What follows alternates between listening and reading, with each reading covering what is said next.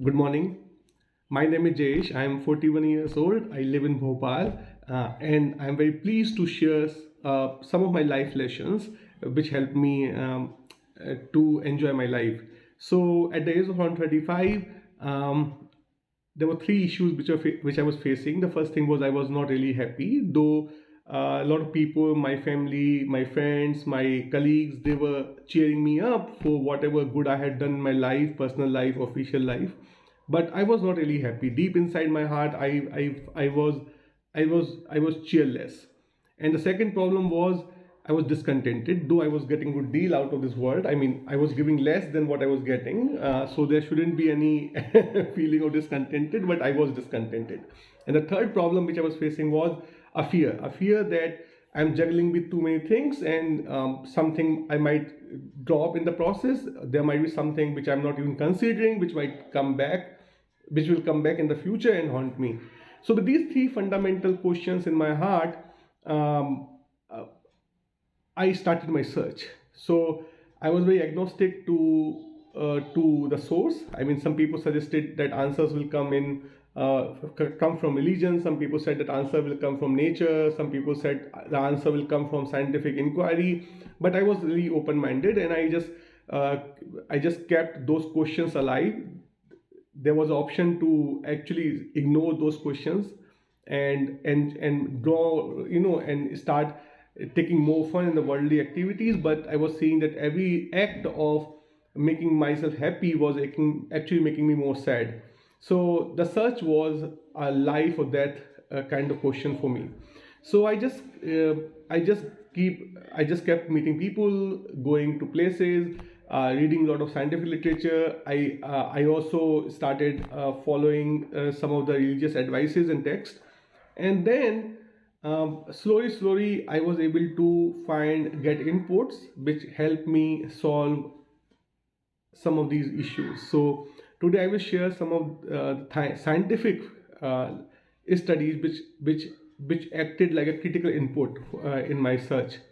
So the first scientific uh, experiment, which was done by some behavioral scientist, uh, was they were measuring they were, in this particular experiment they were measuring the size of pupil at the time when we are doing edgy stuff, and at the time when mind is engaged in some little bit difficult math. So just for example, if someone is asking you what is 2 by 2, I mean, without even blinking our eyes we can say it's 4. But when somebody asks us what is 26 into 28, then we engage into the mental exercise. And what scientists were able to find that when we are doing mental math, when we are contemplating, our pupil relaxed. So what does it mean? It means then if we are not doing mental math, our pupil is stressed, and it is focusing on everywhere, like what is there any danger to my life? Is there any danger around? But when we are doing contemplation, the pupil got relaxed, and that essentially mean that we really need to engage in a contemplation time to time so that we feel relaxed. But what is happening now? I mean, everybody's trying to make our life easy. They are trying to, like, YouTube is playing auto, the Netflix suggests you what to watch, and everybody is saying that they're trying to make our life easy. Though certainly they're trying to give us answers for questions which we did not really ask them in the first place. I mean, was there any demand estimation exercise to before they started bringing laptops, desktops, mobiles, internet, virtual reality, machine learning, algorithm? Are any of these innovations based on some demand estimation? No. These are the answers which people are giving to us. And similarly, in the domain of education, politics, medicines, they're trying to give us so many answers before we even have questions, before we have any need of these answers. And the selling proposition of all these innovations and all these products, goods, and services is that it will make our life easy, it will relaxes us. But this particular experiment made me think whether this value proposition is true or false. And then I was able to see that there was a joke played on us that when they said that a smartphone will give us a lot of time, a lot of leisure to play with our family, to spend time with friends. But now we know that mobile has actually taken away all of our time. So the joke has been played on us, and it has they are continuously playing joke on us now. So that was first thing which opened my eye, that answers might be the solution of my problem might lie somewhere else. The second issue was discontentment. So this in particular, experiments and results over the last 20-30 years has shown that discontentment comes when we then deep in our heart we know that we are getting a raw deal. I mean, we are not really getting benefited from the interactions and the transactions we are doing in this world. So what is wrong? So the mind researcher has come up with list of biases that our mind suffers from. So though I believe by shouting on my wife or shouting getting by make feeling anger with my children, I'm able to get my work done or able to make them accept whatever I was imposing on them, but in a longer run, it backfires. So basically, a lot of games we are playing with ourselves, thinking that our mind is a rational instrument, thinking that our mind, whatever it is telling us, is true. But scientists over the year and sages over the 1,000 years, they have been able to see that our mind suffers from so many biases, and we are not really good in measurement the way we believe us to be. We believe that we are able to handle all the probabilities of this world, but scientists have found out there's something called base rate neglect, that we whenever something happened to us, we get so focused on the immediate event that we forget that the roots of that particular event might lie 30 years, for 20 years, even 3,000 years back in history. So the base rate neglect actually tells us that, and with evidences that we are not really making a consolidated, comprehensive analysis of the things which we're going around. Similarly, they called something like conjunction bias. That what conjunction bias means that even if there are only two people in the world who are suffering from some coronavirus variant, we started feeling anxious because in our mind we feel that the probability of me getting the virus and infection is so much higher. So the conjunction bias means that whatever emotional intensity we have in our life, whatever the deprivation we feel, the generic deprivation we feel in our life, we just link it to something, some news in the world, and start feeling more anxious about the probability of that bad thing happening to us. So a lot of such biases. One bias is like attribution error. So what it means that my wife believes that she is 70%. She should be giving credit for 70% credit for the success of my household. I also feel the same. So 70 plus 140, which is obviously 40% more than what it should have been. So there are a lot of these kind of uh, you know stories which we tell keep in our mind, which are so far away from the reality. We are continuously measuring. So when we are measuring, and in a worldly sense we believe that we are getting good deal, but in reality it might not be so, and that is what our inner heart, our subconscious, our supraconscious knows all these things, and that makes us discontented. The third experiment was about fear. So, what is fear? Fear is that something bad can come to me, and I will have to deal with that, or something which I love might go away from me. I might meet some accident. So, a lot of unknown fear.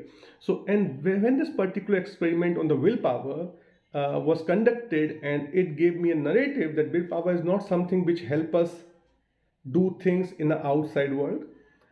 In the outside world, we actually need to take help of our mind, our relations, our interconnectedness to get our work done. The willpower is something which contain lot of unconscious, subconscious fears, afflictions, pain we have accumulated in our mind over the evolution. I mean, we all have so much in our mind, and willpower is releasing good things to us and stopping a lot of bad things from coming to our life.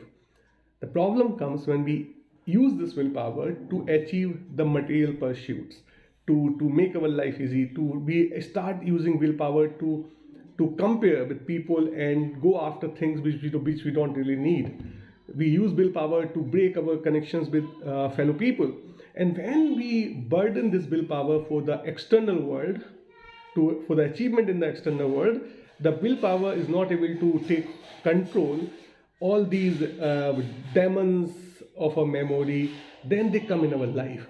And that was like, oh my God, because I was using beliefs to get rid of fear.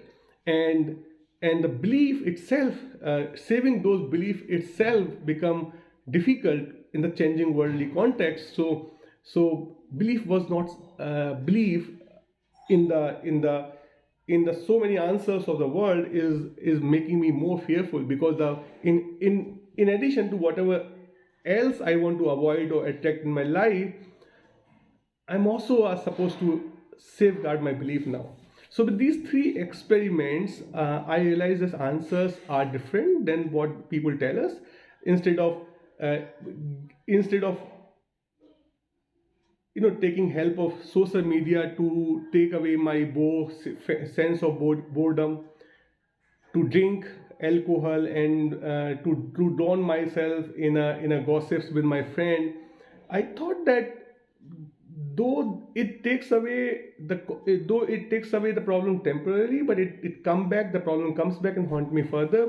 So I started, because of the first experiment, I started using my mind more, and that is called contemplation. But for contemplation we need a lot of raw material. I mean, unless you have all the ingredient, how will we cook the dish? So what happens that I started actively engaging myself in a dialogue not only with people but with the books, with movies. So there was sense of inquiry, and I was trying to take a pause, relax myself, slow myself down and engage in a dialogue. So when I'm talking to somebody, I'm not only seeing what he or she is saying, but also what is happening to my emotion, what is happening to my thought processes. So a lot of dialogues with my own self, with the help of my interaction with other people. So the power of dialogue I realized. And because of discontent, the reason of discontentment I found from those experiments is our inability of mind to do a comprehensive and a valid measurement. I started engaging myself in a setting where the need of measurement is less, and that is what we call community. Community is not network, because in network we have an agenda, and that agenda is to get something, but need to go beyond measurement. So in network, the discontentment also actually increases. So what I started seeking was place communities, and community essentially mean not only physical but mental communities. So like people with their thought processes I can engage over a longer period of time. So when the time itself becomes longer, the need to settle accounts is not urgent. So what I mean is, like, if I go to US, somewhere outside the city, I need to settle my account immediately with the shopkeeper. But if I'm taking something from my neighbor, the need to settle account is not urgent. They will say, okay, let's do it after some time. And after that time, uh, something will happen, and the account might get settled not exactly with the unit of exchange which we initially thought, but something else can happen. And slowly in the community, the need of measurement goes down, and we actually start realizing that some act of measurements are totally irrelevant, because there's so many things which cannot be really measured. So I started seeking and establishing in my own mind some physical community, and the family is one community, obviously, but with my neighbors, with my relatives, with my friends, I started expanding that time horizon, which I keep in my mind when I am doing settling my accounts. So when I started elongating these time period, the better community started emerging, and that is making me more content, because I'm even sometime in a worldly way. I feel that I have got raw deal, but in my mind I know that since the time period I'm thinking now is long, something will happen and account will get settled. No debt in this universe ever remains unpaid. So this particular line really helped me. And then with willpower, I realized that I should have faith in my own willpower, which is saving me from so many trouble already, that I should actually not use it for my material pursuit. For the material pursuit, I will take help of my mind, my thought process. I will try to refine it with the knowledge. I will try to take away the bias by identifying them. I will start with people around, and with the help of each other, I will meet my worldly target. I shouldn't really use my willpower for achieving something in the outer side world. I should let my willpower control all these subconscious demons, and by doing that, I start becoming less fearful. So with these three messages, I will end my summary. With this summary, I will end my talk.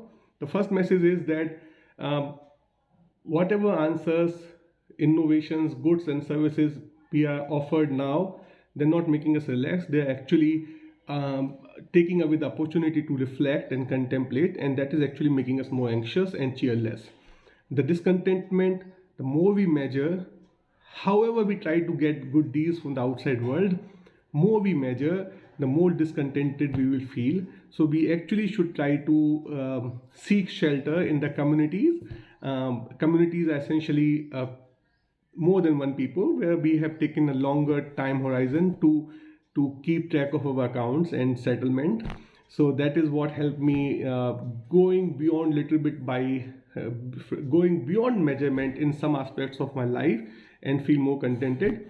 And with the faith in willpower, I realized that belief is are not going to helpful. There has to be faith, which I cannot cultivate inconsciously. The faith is blessings of doing. To faith is actually blessings. You can't really target faith by doing small acts well, by setting our thinking process right, by talking to people, conducting dialogue, taking care of the community. Faith is something which we get blessed with, and that actually takes away the fear and allow us to cherish this world and find it beautiful. So with these three messages, I will end my talk. Thank you very much. Please refer to the blog link which I have attached with this video, because I might not have been coherent in the way I explained it, but in this particular blog, you will find more structured version of my talk. Thank you very much.